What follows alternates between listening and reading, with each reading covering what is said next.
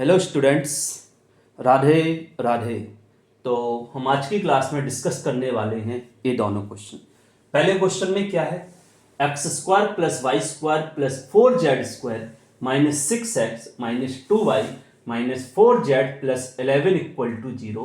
तो हमें इसमें फाइंड करना है X Y Z, X into Y into Z. दूसरे क्वेश्चन में क्या है बेटा, X square plus 4y square plus 9z² minus 2x minus 4y minus 6z plus 3 equal to 0। और इसमें फाइंड क्या करना है, 1/x plus 1/y plus 1/z। तो पहला क्वेश्चन देखिए, X square plus Y square plus 4z² minus 6x minus 2y minus 4z plus 11 equal to 0। अब हमें एक्स वाई जेड की वैल्यू निकालने के लिए यहां पर जो x की फॉर्म में क्वाड्रेटिक है, y की फॉर्म में जो क्वाड्रेटिक है और z की फॉर्म में जो क्वाड्रेटिक है उसे परफेक्ट स्क्वायर बनाने की कोशिश करेंगे। तो इधर आ जाएगा एक्स स्क्वायर माइनस 6x, ठीक है। फिर वाई स्क्वायर के साथ माइनस 2y और फिर 4z² minus 4z plus 11 equal to 0। अब इसे होल स्क्वायर बनाने के लिए इसमें क्या प्लस करना पड़ेगा, तो x square minus 6x plus 9 यदि इसमें ऐड कर देंगे तो ये x माइनस 3 का होल स्क्वायर बन जाएगा। ऐसे ही इधर वाई स्क्वायर माइनस 2y, इसमें 1 ऐड कर देंगे तो ये y माइनस 2 का होल स्क्वायर बन जाएगा। अब इसमें देखिए ये आपका क्या है, 4z² है 2z का होल स्क्वायर और माइनस 4z। अब इसमें क्या ऐड करें जिससे ए होल स्क्वायर बन जाए, तो जैसे इसमें 1 ऐड करेंगे तो ये 2z माइनस 1 का होल स्क्वायर बन जाएगा। अब हमारे पास प्लस क्या था 11, तो प्लस 11 में से 9 इसके साथ ले लिया, प्लस 1 इसके साथ ले लिया और प्लस 1 इसके साथ ले लिया, तो 11 किस में कन्वर्ट हो गया, प्लस 9 प्लस 1 और प्लस 1। तो हमारा 11 खत्म हो गया, इक्वल टू 0 बचा।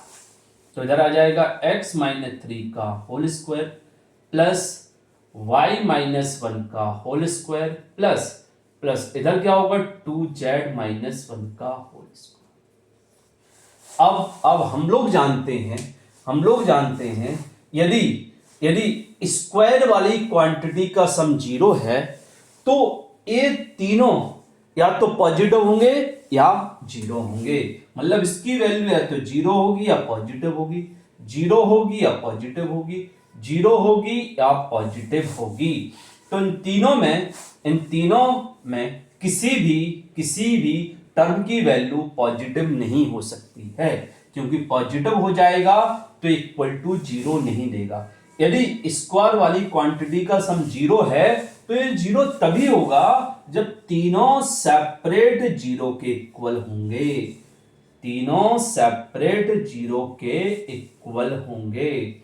तभी ये 0 होगा। तो इधर पर x की वैल्यू 3 आ गई, इधर से y की वैल्यू 1 आ गई और इधर से z की वैल्यू 1/2 आ गई है। अब वैल्यू किसकी निकालनी है, x y z की। तो x into Y into Z, तो x कितना आया 3, y कितना आया 1 और z कितना आया 1/2। तो ये कितना हो जाएगा 3/2। तो पहले का आंसर आया 3/2, ठीक है ना। सेकंड भी ऐसे ही हम जो x की फॉर्म में क्वाड्रेटिक है उसे परफेक्ट स्क्वायर बनाएंगे, जो y की फॉर्म में क्वाड्रेटिक है उसे भी परफेक्ट स्क्वायर बनाएंगे, जो z की फॉर्म में क्वाड्रेटिक है उसे भी परफेक्ट स्क्वायर बनाएंगे।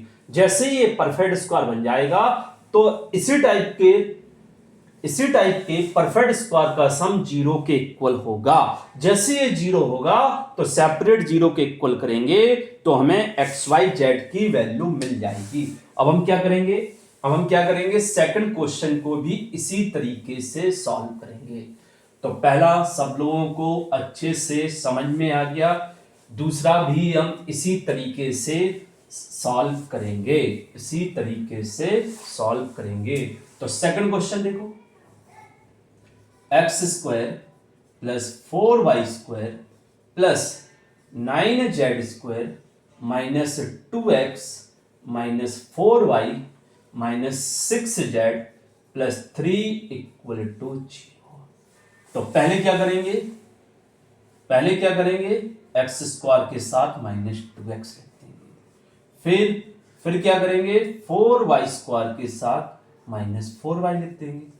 फिर क्या करेंगे, प्लस 9z स्क्वायर के साथ माइनस 6z और प्लस 3 इक्वल टू 0।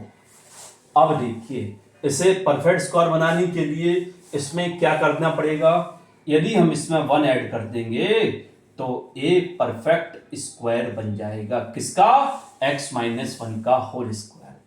ऐसे ही 4y स्क्वायर माइनस 4y, इसमें भी प्लस 1 ऐड करेंगे तो 2y माइनस 1 का होल स्क्वायर बन जाएगा। इधर 9z स्क्वायर माइनस 6z, इसमें भी 1 ऐड करेंगे तो ये बन जाएगा 3z का होल स्क्वायर है, तो 3z माइनस 1 का होल स्क्वायर। अब देखो, इधर पर 3 था तो इसका एक 1 इधर आ गया, एक 1 इधर आ गया, एक 1 इधर आ गया, तो इधर कुछ भी नहीं बचा, तो इक्वल टू 0। तो ये हो जाएगा x माइनस 1 का whole square plus 2y minus 1 का होल स्क्वायर। इधर क्या होगा, इधर होगा 3z माइनस 1 का होल स्क्वायर। अब वही इसमें करेंगे, ये 0 होगा या पॉजिटिव होगा, 0 होगा या पॉजिटिव होगा, 0 होगा या पॉजिटिव होगा। तो तीनों के स्क्वायर का सम 0 है, इसलिए दोनों सेपरेट 0 के इक्वल होंगे। तीनों सेपरेट 0 के इक्वल होंगे, 0 के इक्वल होंगे। तो इधर से x की वैल्यू कितनी आएगी, 1।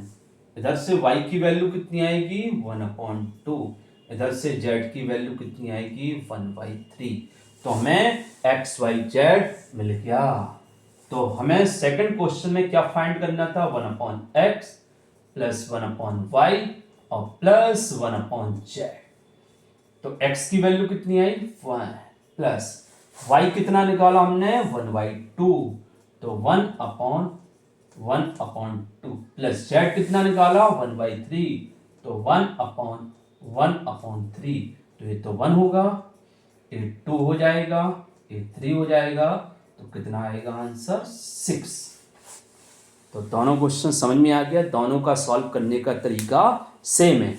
तो हमने क्या किया, दोनों क्वेश्चन में जो x की फॉर्म में क्वाड्रेटिक है उसे परफेक्ट स्क्वायर बनाया था, y वाले को भी परफेक्ट स्क्वायर और z वाले को भी परफेक्ट स्क्वायर। जैसे ही हम परफेक्ट स्क्वायर बनाएंगे तो हमें x y z की वैल्यू मिल जाएगी।